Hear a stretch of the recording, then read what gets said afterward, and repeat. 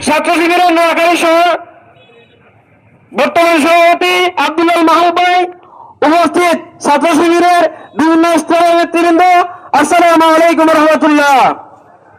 সংগ্রামী ভাইরা, আপনারা দেখেছেন জুলাই আন্দোলন 2 বছর পূরণ হওয়ার পরও এই জুলাই আন্দোলন যে আশা আকাঙ্ক্ষা নিয়ে হয়েছে, এই আশা আকাঙ্ক্ষা বাংলাদেশের বাস্তবায়ন হয় নাই।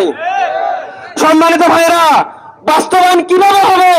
যারা জুলাই আন্দোলনের সময় বিভিন্ন দেশে বিভিন্ন জায়গায় গেস্ট হাউসে বিশ্রামরত অবস্থায় ছিল, তারা এসে বাংলাদেশের নেতৃত্ব দিয়েছে। তারা এসে বর্তমানে বাংলাদেশের রাষ্ট্র ক্ষমতায়। তারা তো জুলাই আন্দোলন মাঠ পর্যায় থেকে দেখে নাই।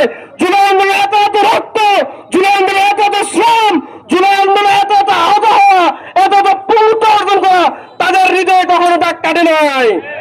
কারণ তারা জুলাই আন্দোলন চলাকালীন সময়ে রাজপথে ছিলেন না। তো জুলাই আন্দোলনের সময় রাজপথে ছিল শহীদ আবু সাইদ, শহীদ মুক্ত, শহীদ ওয়াসিম এবং আপনাদের মতো ছাত্র জনতা ভাইরা। জুলাই আন্দোলনে তাদের পরিবারের কোনো ক্ষতি হয়, জুলাই আন্দোলনে তাদের ব্যক্তিগতভাবে তারা কোনোদিনও ক্ষতিগ্রস্ত হন নাই।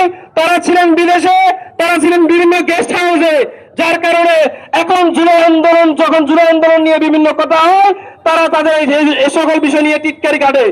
বিশ্বাস করেন প্রিয় ভাইরা, যারা এই দেশের মাটিতে থেকে জুলাই আন্দোলন করেছে, তারা কখনো জুলাই আন্দোলন নিয়ে কটূক্তি করতে পারে না। যারা কেবলমাত্র জুলাই আন্দোলনে যখন আমরা রাজপথে ছিলাম, যখন আমরা সংগ্রাম করেছিলেন, যারা ঘুমিয়েছিলেন, যারা ফেসবুকের মধ্যে ছিলেন, যারা বিদেশে ছিলেন, কেবলমাত্র তারাই হচ্ছে জুলাই আন্দোলন নিয়ে টিটকারি করে। সম্মানিত ভাইরা, আমরা ছাত্র শিবিরকে বলে থাকি স্বাধীনতার অতন্ত্র প্রহরী। সম্মানিত ভাইরা, এই জুলাই আন্দোলনকে যদি কেউ রক্ষা করতে হয়, ইসলামী ছাত্র শিবিরের ভাইদেরকে জুলাই আন্দোলন রক্ষা করতে হবে।